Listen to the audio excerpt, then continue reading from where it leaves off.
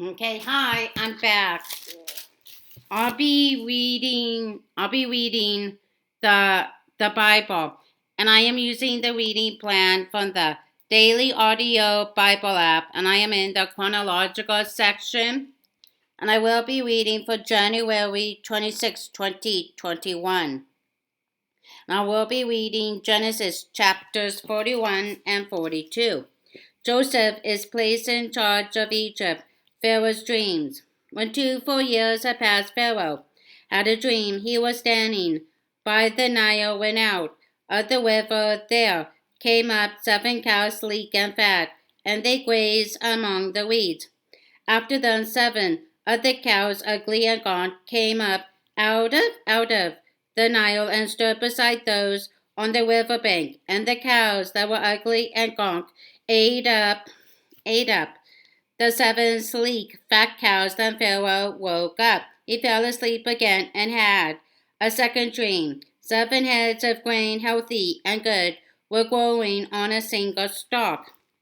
After them 7 other heads of grain sprouted thin and scorched by the east wind. The thin heads of grain swallowed up the 7 healthy, full heads. Then Pharaoh woke up. It had been a dream. In the morning his mind was troubled. So he sent for all the magicians and wise men of Egypt. Pharaoh told them his dreams, but no one could interpret them for him. Then the chief cupbearer said to Pharaoh, "Today I am reminded of my shortcomings. Pharaoh was once angry with his servants, and he imprisoned me and the chief baker in the house of the captain of the guard. Each of us had a dream the same the same night, and each dream had a meaning of its own. Now a young Hebrew was there with us, a servant of the captain of the guard. We told him our dreams, and he interpreted them for us, giving each man the interpretation of his dream, and things turned out exactly as he interpreted them to us. I was restored to my position, and the other man was impaled. So Pharaoh sent for Joseph, and he was quickly brought from the dungeon. When he had shaved and changed his clothes, he came before Pharaoh. Pharaoh said to Joseph, "I had a dream, and no one can interpret it, but I have heard it said of you that when you hear a dream, you can interpret it." "I cannot do it," Joseph replied to Pharaoh.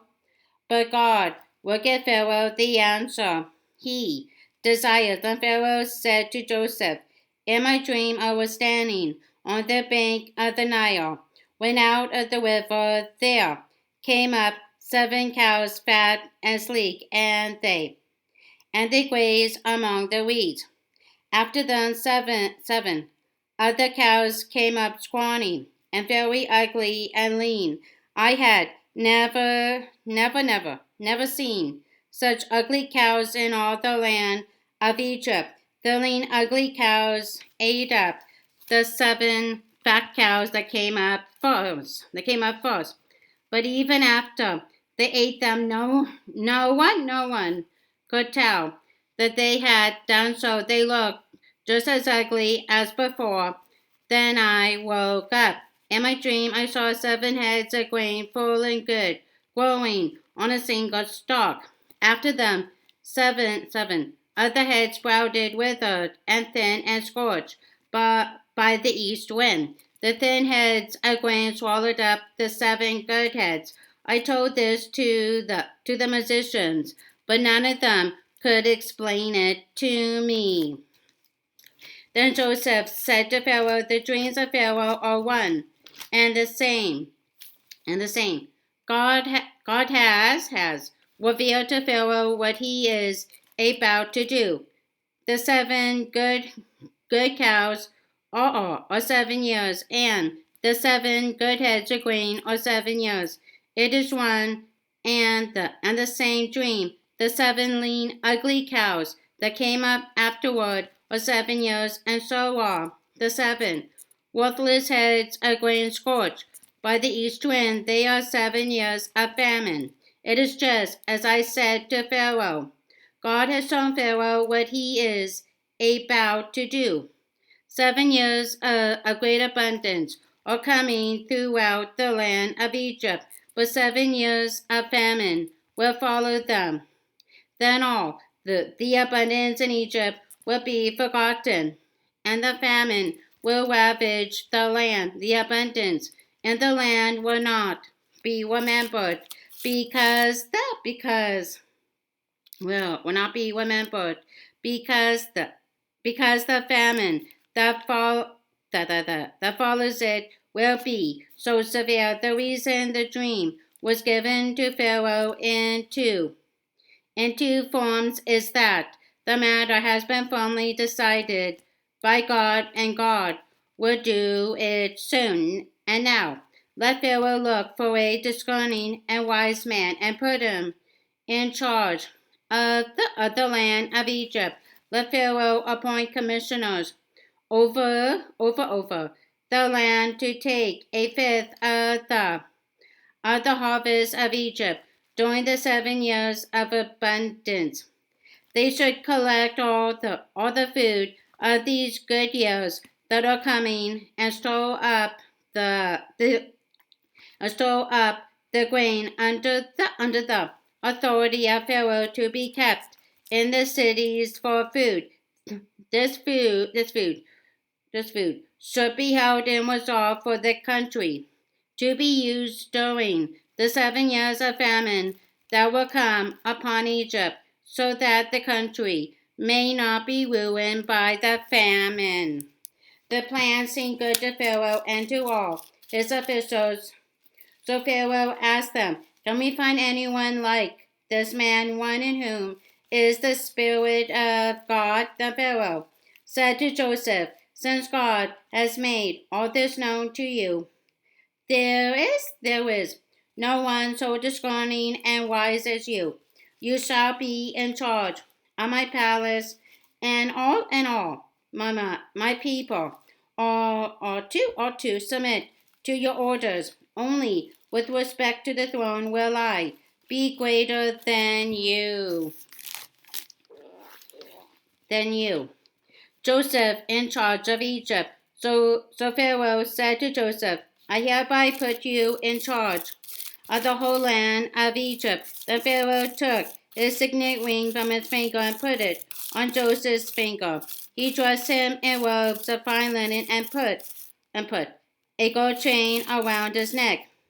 He had him ride in a chariot as his second in command, and people shouted before him, "Make way!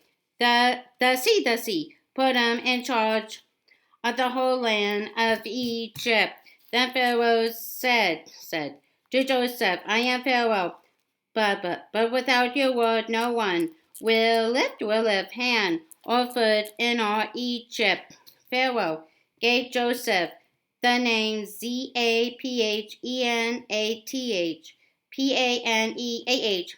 and gave him Asenath, daughter of Potiphera, priest of On, to be his wife. And Joseph went throughout the land of Egypt. Joseph was 30 years old when he entered the service of Pharaoh, king of Egypt. And Joseph went out from Pharaoh's presence and traveled throughout Egypt. During the 7 years of abundance, the land produced plentifully. Joseph collected all the food produced in those 7 years of abundance in Egypt, and stored it in the cities. In each city, he put the food grown in the fields surrounding it. Joseph stored up huge quantities of grain, like the sand of the sea. It was so much that he stopped keeping records, because it was beyond measure.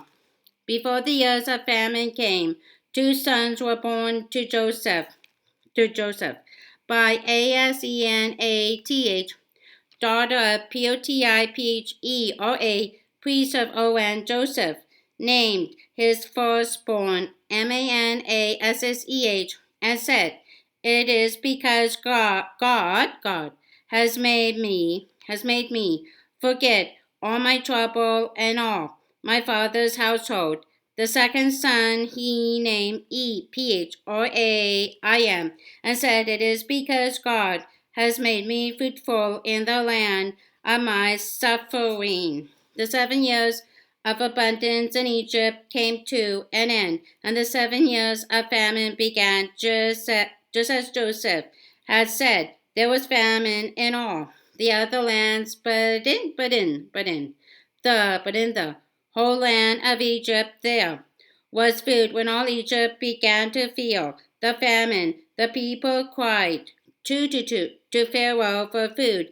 Then Pharaoh told all the Egyptians, "Go to Joseph and do what he tells you." When the famine had spread over the whole country, Joseph opened all the storehouses and sold grain to the Egyptians, for the famine was severe throughout Egypt, and all the world came to Egypt to buy grain from Joseph, because the famine was severe everywhere.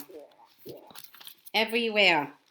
Joseph and his brothers meet in Egypt.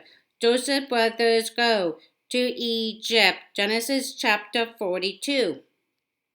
When Jacob learned that there was grain in Egypt, he said to his sons, "Why do you just keep looking at each other?" He continued, "I have heard that there is grain in Egypt. Go down there and buy some for us, so that we may live and not die." Then 10 of Joseph's brothers went down to buy grain from Egypt. But Jacob did not send Benjamin, Joseph's brothers, with the others, because he was afraid that harm might come to him. So Israel's sons were among those who went to buy grain, for there was famine in the land of Canaan also. Now Joseph was the governor of the land, the person who sold grain to all its people. So when Joseph's brothers arrived, they bowed down to him with their faces to the ground. As soon as Joseph saw his brothers, he recognized them, but he pretended to be a stranger and spoke harshly to them. "Where do you come from?" he asked. "From the land of Canaan," they replied, "to buy food." Although Joseph recognized his brothers, they did not recognize him. Then he remembered his dreams about them and said to them, "You are spies. You have come to see where our land is unprotected." "No, my lord," they answered. "Your servants have come to buy food. We are all the sons of one man. Your servants are honest men, not spies." "No," he said to them, you have come to see where our land is unprotected." But they replied, "Your servants were 12 brothers, the sons of one man who lives in the land of Canaan. The youngest is now with our father, and one is no more." Joseph said to them, "It is just as I told you. You are spies, and this is how you will be tested. As surely as Pharaoh lives, you will not leave this place unless your youngest brother comes here. Send one of your number to get your brother. The rest of you will be kept in prison, so that your words may be tested to see if you are telling the truth. If you are not, then as surely as Pharaoh lives, you are spies." And he put them all in custody for 3 days. On the third day, Joseph said to them, "Do this, and you will live, for I fear God. If you are honest men, let one of your brothers stay here in prison, while the rest of you go, and take grain back for your starving households. But you must bring your youngest brother to me, so that your words may be verified, and that you may not die. This they proceeded to do. They said to one another, surely we are being punished because of our brother. We saw how distressed he was when he pleaded with us for his life, but we would not listen. That's why this distress has come on us. Reuben replied, Didn't I tell you not to sin against the boy? But you wouldn't listen. Now we must give an accounting for his blood. They did not realize that Joseph could understand them, since he was using an interpreter. He turned away from them and began to weep, but then came back and spoke to them again. He had Simeon taken from them and bound before their eyes. Joseph gave orders to fill their bags with grain, to put each man's silver bag in his sack, and to get them provisions for their journey. After this was done for them, they loaded their grain on their donkeys and left. At the place where they stopped for the night, one of them opened his sack to get feed for his donkey, and he saw his silver in the mouth of his sack. My silver has been returned, he said to his brothers. Here it is in my sack. Their hearts sank, and they turned to each other, trembling, and said, what is this that God has done to us? When they came to their father Jacob in the land of Canaan, they told him all that had happened to them. They said, the man who is Lord over the land spoke harshly to us and treated us as though we were spying on the land. But we said to him, we are honest men, we are not spies. We were 12 brothers, sons of one father. One is no more, and the youngest is now with our father in Canaan. Then the man who is Lord over the land said to us, this is how I will know whether you are honest men. Leave one of your brothers here with me, and take food for your starving households, and go.